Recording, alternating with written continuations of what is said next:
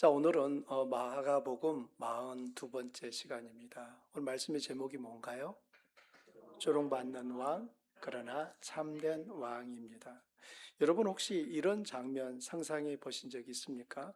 어느 나라의 왕세자가 그 나라를 방문 중인 외국의 외교 사절단 앞에서 바닥에 무릎을 꿇고 있습니다. 사람들은 그런 왕세자를 조롱하고 비웃고 침을 뱉습니다. 아무도 말리지 않습니다. 경호원도 신하도 가족도 친구들도 없습니다. 왕의 아들이라는 신분이 무색하게도 그는 지금 가장 낮은 자리에 있습니다. 본문이 바로 그런 장면입니다. 다만 이 이야기에 등장하는 분은 단순한 왕세자가 아닙니다. 그분은 하늘과 땅의 왕이시며 만왕의 왕이십니다. 그런데 지금 그분은 로마 군병들 앞에 서 계십니다. 군병들은 그에게 자색옷을 입히고 가시로 왕관을 만들어 머리에 씌우고 무릎을 꿇어 유대인의 왕 만세라고 외칩니다. 그러나 그것은 경배가 아닙니다.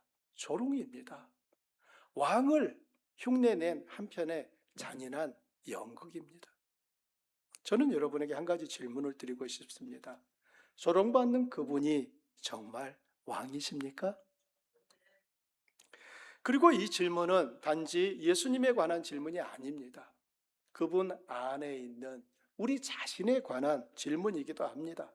하나님의 자녀라는 신분을 가진 우리가 때로는 그 신분에 전혀 어울리지 않는 현실 속에 서 있을 때 우리는 과연 누구입니까? 하나님의 아들입니까? 하나님의 딸입니까? 오늘 말씀의 첫 번째 대지는 연극처럼 꾸며진 진실에 대한 이야기를 하고 있습니다. 본문 16절부터 20절까지 보면 마가는 매우 절제된 필치로 군병들의 조롱을 기록합니다.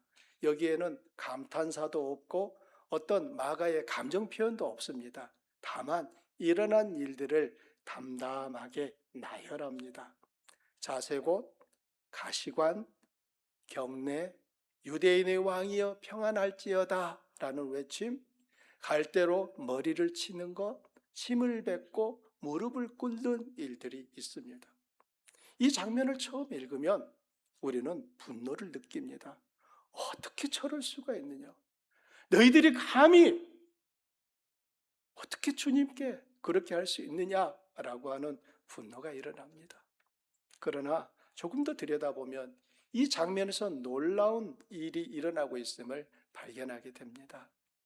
군병들은 예수님을 조롱하기 위해 왕의 상징들을 사용했습니다. 그런데 그 상징들은 거짓이 아니었습니다. 자색옷은 왕의 색이었습니다. 왕이 입는 옷은 자색이에요. 가시관은 고통스럽지만 왕관이었습니다. 유대인이여 왕이여 라는 조롱은 사실이었습니다. 군병들은 진실을 비틀어 모욕의 도구로 사용했지만 정작 그들이 선언한 것은 모두 진실이었습니다. 요한복음은 이 장면을 더 깊이 들여다보게 합니다. 빌라도가 패를 써서 십자가 위에 붙이라 명령했을 때 그는 이렇게 썼습니다. 나사렛 예수 유대인의 왕. 제사장들이 항의합니다.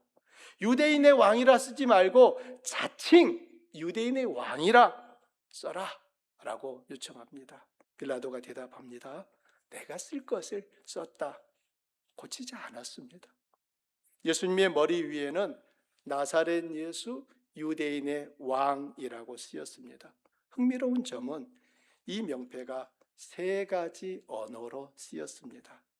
히브리어, 로마어, 헬라어입니다.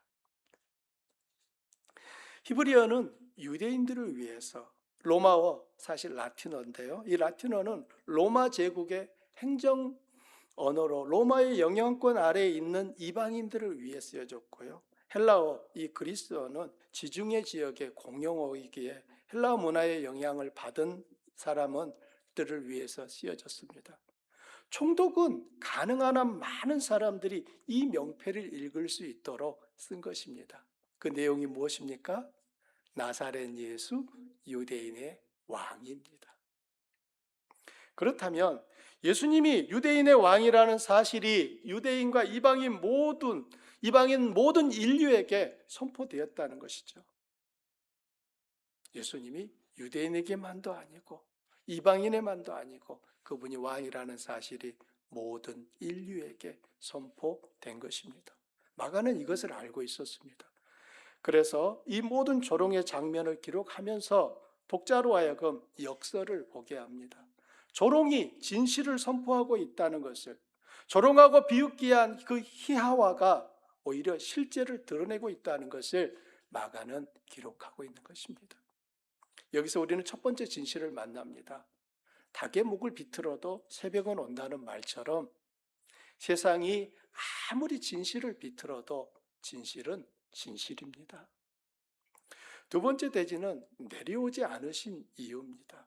본문 29절부터 32절은 세 겹의 조롱으로 이루어져 있습니다. 첫 번째는 지나가는 자들이 조롱합니다. 아하! 성전을 헐고 사흘에 짓는 자여, 내가 너를 구원하여 십자가에서 내려오라. 두 번째는 대제사장들과 서기관들이 조롱합니다. 그가 남은 구원하였으되 자기는 구원할 수 없도다. 이스라엘 왕 그리스도가 지금 십자가에서 내려와 우리가 보고 믿게 할지어다. 세 번째는 함께 십자가에 못 박힌 강도들도 똑같이 예수님을 욕합니다. 이와 같이 지금 십자가에서 내려오라 라고 외치는 거예요. 그것이 그들이 원하는 증거였습니다. 내려오면 믿겠다. 내려오면 왕으로 인정하겠다는 뜻입니다. 그런데 예수님은 어떻게 하셨습니까? 내려오지 않으셨습니다. 보통 영화는 이런 장면에서 갑자기 밖에 있던 못이 툭툭 튕겨나가고 예수님이 그냥 십자가에서 쫙 내려오시면서 그 대적들을 그냥 짠 혼내시는 그런 장면이 펼쳐질 것 같은데, 예수님은 그 조롱과 비웃음을 세 번씩이나 또 세 부류의 대상들로부터 받으면서도 그대로 십자가에 남아 계십니다. 왜 그러셨을까요? 능력이 없어서였습니까? 아닙니다. 마태복음은 예수님이 12군단이 넘는 천사를 부를 수 있다고 말씀하셨다고 기록하고 있습니다. 원하시면 얼마든지 내려오실 수 있었습니다. 그러면 왜 내려오지 않으셨을까요? 대제사장들이 조롱하며 뱉은 말 한마디가 그 대답입니다. 그가 남은 구원하였으되 자기는 구원할 수 없도다. 그들은 이것을 비웃음으로 말했습니다. 그러나 그들은 자신도 모르게 복음의 본질을 선포합니다. 예수님이 자기 자신을 구원하지 않으셨기 때문에 남을 구원하실 수 있었습니다. 내려오지 않으셨기 때문에 우리를 올려주실 수 있었습니다. 이것이 십자가의 역설입니다. 가장 무능해 보이는 그 순간이 가장 강력한 구원의 행위였습니다. 가장 낮은 자리가 가장 높은 왕권의 행사였습니다. 조롱이 쏟아지던 그 자리가 사실은 보좌였습니다. 세 번째 대지는 우리도 그 자리에 서 있습니다. 이제 이 이야기를 우리 자신에게로 가져와야 합니다. 여러분은 하나님의 자녀입니다. 그것은 사실입니다. 요한일서 3장 1절은 이렇게 말합니다. 여러분 함께 읽어보실까요? 보라, 아버지께서 어떠한 사랑을 우리에게 베푸사 하나님의 자녀라 일컬음을 받게 하셨는가. 우리가 누구라고 지금 일컬음을 받아요? 하나님의 자녀래요. 우리가 하나님의 자녀라고 말하고 있습니다. 이것은 감정이 아니에요. 선언입니다. 사실입니다. 그런데 때로 우리의 현실은 그 신분과 전혀 어울리지 않는 것처럼 느껴집니다. 하나님의 자녀인데 왜 이렇게 아픕니까? 하나님의 자녀인데 관계가 왜 이렇게 힘듭니까? 하나님의 자녀인데 왜 오늘 또 눈물 흘립니까? 하나님의 자녀인데 왜 이렇게 작고 초라한 자리에 서 있습니까? 하나님의 자녀인데 왜 이렇게 되는 것이 없습니까? 이런 느낌들 든다는 말입니다. 2차 세계대전 당시 1944년 2월 28일 쿠리텐 붐과 그녀의 온 가족은 독일 나치에 의해 붙잡혀 수용소로 보내졌습니다. 그들은 유대인들이 아니었습니다. 독실한 기독교인이었는데 독일 점령 기간 동안 박해를 받는 유대인들과 저항운동을 하는 인물들을 숨겨준 것이 밀고자의 신고로 발각되었기 때문입니다. 아버지는 체포 후 열흘 만에 수용소에서 사망했고 언니 베치도 코리와 함께 수감된 수용소에서 사망했습니다. 다른 가족들도 여러 감옥과 수용소에 수감되었는데 일부는 살아남았습니다. 코리는 수용소에 갇혀 있는 동안 이름이 아닌 수감번호 66730번으로 불렸습니다. 당시 그녀는 이름보다 번호로 불리는데 익숙해져 있었기 때문에 석방 통보를 받을 때도 처음에는 자기 이름이 불린 것을 제대로 알아차리지 못했다고 합니다. 코리가 수용소에서 살아남은 것은 기적적인 실수, 그녀의 표현대로라면 하나님의 섭리였습니다. 코리는 행정착오로 석방되었는데 그녀가 석방되고 며칠 후에 같은 연령대의 여성 수감자들이 전원 가스실로 보내졌고 그곳에서 처형되었습니다. 언니 베치가 수용소 안에서 코리에게 이렇게 말했습니다. 코리, 우리가 겪은 이 모든 것을 세상에 나가서 전해야 해. 여기서 가장 깊은 구덩이 안에 있을 때 하나님의 사랑이 더 깊다는 것을. 베치는 그 말을 하고 수용소에서 죽었고 코리는 살아남아 그 말을 평생 전했습니다. 세상은 때때로 우리에게 이렇게 속삭입니다. 하나님의 자녀라면서 그게 사실이라면 왜 이 꼴이야? 마치 군병들이 예수님께 자색 옷을 입혀 조롱했듯이 우리의 신분을 들어 우리를 비웃습니다. 혹은 더 무서운 방식으로 우리 자신이 우리를 향해 그 조롱을 퍼붓습니다. 하나님의 자녀라면 이러면 안 되는 거 아니야? 이래도 하나님 자녀야? 저는 오늘 이 본문을 통해 여러분께 이것을 말씀드리고 싶습니다. 조롱받는 자리가 신분을 무효화하지 않습니다. 내가 조롱받았다는 그 사실 때문에 나의 신분이 취소되지 않습니다. 예수님이 자색 옷을 입고 군병들에게 침을 맞고 계실 때 그분은 왕이 아니셨습니까? 아닙니다. 그분은 여전히 왕이셨습니다. 상황이 신분을 결정하는 것이 아니라 신분이 상황을 해석합니다. 구레네 시몬을 생각해 보십시오. 그는 시골에서 올라오다가 억지로 예수님의 십자가를 지게 됩니다.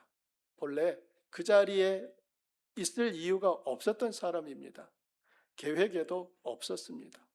원하지도 않았을 것입니다. 그런데 그는 그날 예수님의 십자가를 진 사람이 되었습니다. 마가는 의미심장하게도 그의 아들들의 이름을 기록합니다. 여러분 21절을 보십시오. 함께 읽어볼까요? 마침 알렉산더와 루포의 아버지인 구레네 사람 시몬이 시골로부터 와서 지나가는데 그들이 그를 억지로 같이 가게 하여 예수의 십자가를 지우고. 그 당시 로마 군인들은 자신들의 뜻대로 지나가는 사람들에게 그런 부역을 강제로 시킬 수 있는 권한들이 있었다고 합니다. 시몬 입장에서 보면 잘못한 게 한 개도 없습니다. 그냥 지나가다가 로마 군인에 의해서 너 예수의 십자가를 대신 져라고 해서 그 십자가를 지게 된 것입니다. 여러분 지금 그 십자가를 여러분 진 시몬의 입장에서 한번 그 상황을 떠올려 보십시오. 여러분, 그 십자가에서는 아름다운 향기가 불불 났을까요? 물론 예수님은 우리가 알고 있는 그 십자가 모양 전체를 지신 게 아니라 예수님이 지신 것은 그 십자가의 가로대만 지금 지고 가고 있는 것입니다. 그렇지만 예수님은 잔인한 채찍에 맞으셨기 때문에 그것마저도 짊어질 체력이 남아있지 않았습니다. 수차에 가해지는 로마 군병의 채찍에도 예수님이 움직이지 않자 결국은 로마 군인들 할 수 없이 시몬에게 그 예수의 십자가를 지게 한 거예요. 그 십자가는 수십 번 사형 형틀로 사용되었기에 그 십자가에는 핏자국이 여기저기 묻어 있고 그 피가 썩음으로 인하여 그 피가 그 나무에 베어서 풍겨나는 악취들로 진동했을 겁니다. 그리고 방금 전에도 예수님은 머리에 가시관을 쓰시고 온몸에 채찍을 맞으셨기에 그 십자가에는 예수님의 피 역시 묻어 있었을 것입니다. 그럼 생각해 보십시오. 시몬의 옷에는 그 예수님의 피가 묻지 않았을까요? 지금 시골에서 예루살렘까지 왔다고 하는 의미는 나름대로 뭔가 지금 갇혀 있고 왔을 거라 생각됩니다. 마치 우리 성도님들이 어떤 중요한 곳에 갈 때 나름 단장을 하고 가시는 걸 생각하면 우리 시몬의 입장에서 생각하면 시몬은 그날 뭔가를 단단히 계획하고 왔겠지요. 그런데 지금 뜻하지 않게 십자가를 짊어지는 사람이 된 것입니다. 그런데 21절에서는 바로 그 시몬을 알렉산더와 루포의 아버지라고 소개하고 있습니다. 흥미로운 사실은 마태복음과 누가복음에도 시몬이 나오는데 두 아들의 이름이 전혀 기록되지 않았다는 겁니다. 즉 시몬의 이 두 아들의 이름은 마가복음에만 기록되어 있습니다. 마가만이 유독 알렉산더와 루포의 아버지라고 기록합니다. 이것은 단순한 정보를 추가한 것이 아닙니다. 왜 마가만 두 아들을 언급했을까요? 복음서 저자는 독자들이 이미 알고 있는 인물을 언급할 때 이런 방식을 씁니다. 즉 마가복음의 최초 독자들은 알렉산더와 루포를 개인적으로 알고 있었다는 강력한 암시입니다. 마가복음이 로마 교회를 위해 기록되었다는 전통적 견해를 생각할 때 이 두 사람은 로마 기독교 공동체의 중요한 구성원이었을 가능성이 높습니다. 우리는 로마서 16장 13절에서 바울이 로마에 있는 성도들에게 쓴 그 편지에 루포에 대한 기록이 있는 것을 확인할 수 있습니다. 이 부분도 함께 읽어보시겠습니까? 주 안에서 택하심을 받은 루포와 그의 어머니에게 문안하라. 그의 어머니는 곧 내 어머니라. 여기서 몇 가지 중요한 점이 보입니다. 택하심을 입은 루포라는 이 언급은 단순한 신자가 아니라 공동체에서 탁월하고 존경받는 인물이었음을 의미합니다. 그리고 그의 어머니는 곧 내 어머니라라는 이 묘사는 바울이 시몬의 아내, 즉 루포의 어머니로부터 어머니와 같은 돌봄을 받았다는 표현입니다. 이 여인은 바울의 선교 여정 어딘가에서 바울을 섬겼을 것입니다. 바울이 로마서를 마무리하는 16장의 문안 인사 목록에 포함된다는 것은 루포가 로마 교회의 실질적 지도자였음을 뜻합니다. 즉 시몬은 그날 억지로 졌던 십자가로 인해 이후 그리스도의 사람이 되었고 그의 두 아들과 아내 온 가족이 하나님의 백성이 되었음을 암시합니다. 의도치 않게 붙잡힌 자리가 그를 구원의 자리로 이끈 것입니다. 우리의 삶 속에도 그런 자리들이 있습니다.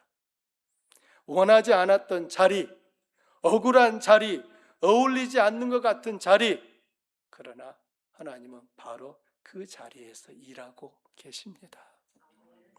네 번째 대지는 우리의 신분 위에 서라는 것입니다. 그렇다면 우리는 이 진실 앞에서 어떻게 살아야 합니까? 첫째, 현실의 언어보다 신분의 언어를 먼저 들으십시오.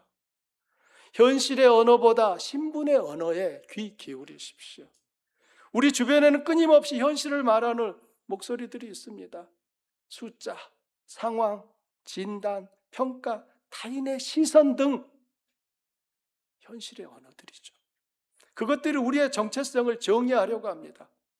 그러나 하나님은 그 모든 것 이전에, 그 모든 것 위에서 이미 선언하셨습니다. 너는 내 자녀다. 예수님은 이 본문에서 십자가 위에서 한마디도 하지 않으셨습니다. 조롱에 반응하지 않으셨어요. 그분은 자신이 누구인지 알고 계셨기에 증명할 필요가 없으셨습니다. 우리도 마찬가지입니다. 하나님의 자녀라는 사실은 증명이 필요한 것이 아닙니다. 이미 주어진 선물입니다. 두 번째는 그 자리를 외면하지 마십시오. 예수님은 십자가에서 내려오지 않으셨습니다. 그 자리를 피하지 않으셨습니다. 왜냐하면 그 자리가 바로 사명의 자리였기 때문입니다. 우리가 처한 어렵고 억울하고 외로운 자리가 때로는 바로 하나님이 우리를 두신 자리일 수 있습니다. 물론 이것이 어떤 고통을 미화하거나 억울한 상황을 무조건 감수하라는 말이 아닙니다. 그러나 하나님의 자녀라는 신분은 우리를 현실 위에 둥둥 뜨게 만들지 않습니다. 오히려 그 신분이 우리로 하여금 현실을 직면할 용기를 줍니다. 나는 이 자리에서도 하나님의 자녀이기 때문입니다. 피하고 싶고 거부하고 싶은 그 자리에서도 나는 하나님의 자녀로서 있는 것입니다. 세 번째는 조롱이 선포가 되는 역설을 기억하십시오. 대제사장들은 그가 남은 구원하였으되 자기는 구원할 수 없도다 라고 비웃었습니다. 그러나 그 말은 복음이 되었습니다. 세상이 우리를 향해 던지는 비웃음이 때로는 우리가 서 있는 자리의 의미를 역설적으로 드러냅니다. 세상이 하나님의 자녀에게 그게 무슨 하나님의 자녀야? 네가 그래도 하나님의 자녀야? 라고 비웃을 때 그 비웃음은 사실 우리의 신분을 전제하고 있는 것입니다. 너 하나님의 자녀가 그러면 돼? 이 말은 결국 내가 누구라는 걸 전제해요? 하나님의 자녀라는 걸 전제하고 있다는 사실입니다. 말씀의 결론을 맺고자 합니다. 그래도 왕이시고 그래도 자녀입니다. 십자가의 패에는 이렇게 쓰여 있었습니다. 유대인의 왕, 그것은 조롱이었습니다. 그분을 높이기 위해서 유대인의 왕, 나사렛 예수라고 쓴 게 아니었습니다. 그를 조롱하기 위함이었습니다. 그런데 그것은 동시에 선포였습니다. 군병들은 예수님을 왕으로 희화화했지만 그날 실제로 일어난 일은 왕이 왕으로서 자기 백성을 구원하신 사건이었습니다. 십자가는 왕의 패배가 아니라 왕의 가장 위대한 통치 행위였습니다. 여러분, 왕은 어떤 일을 하는 사람입니까? 자기 백성을 보호하고 자기 백성을 구원하는 자인 거예요. 이게 참 왕인 거예요. 다들 실패했다고 하는 자리, 다 저주받았다고 조롱한 그 십자가가 사실은 참된 왕이신 우리 구주께서 당신의 백성을 구원하신 사건이었습니다. 오늘 여러분의 현실이 어떠하든 이것을 기억하십시오. 조롱받는 그 자리에서도 예수님은 왕이셨습니다. 그리고 그 왕 안에 있는 여러분은 지금도 하나님의 자녀입니다. 내가 잘못한 것 때문에, 내 못남 때문에 내가 하나님의 자녀라고 하는 그 사실이 무효화되지 않습니다. 하나님은 여러분을 향해 말씀하십니다. 너는 내 자녀다. 너는 내 아들이다. 너는 내 딸이다. 말합니다. 그럴 때마다 참 사실 개인적으로 목이 메입니다. 하나님 왜 저에게 그런 은혜를 베푸셨습니까? 정말 묻고 싶어요.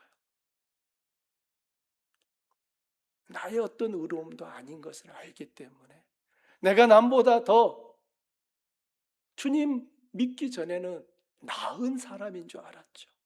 그러나 주님 안에 들어와서 나를 보니 내가 얼마나 형편없는 자인지 고백하게 되지 않습니까? 이런 나를 왜 자녀라고 하십니까? 묻고 싶습니다. 그런데도 하나님은 뭐라고 하십니까? 너는 내 아들이고 너는 내 딸이다 라고 말씀하십니다.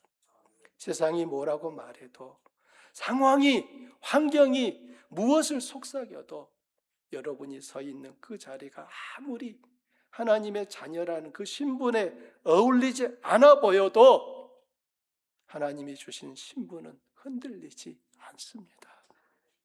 예수님은 내려오지 않으셨습니다. 그래서 우리가 올라갈 수 있었습니다. 우리는 그분 안에서 이미 하나님의 자녀입니다.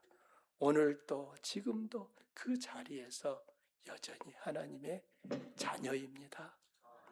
말씀 생각하며 함께 기도하기 원합니다.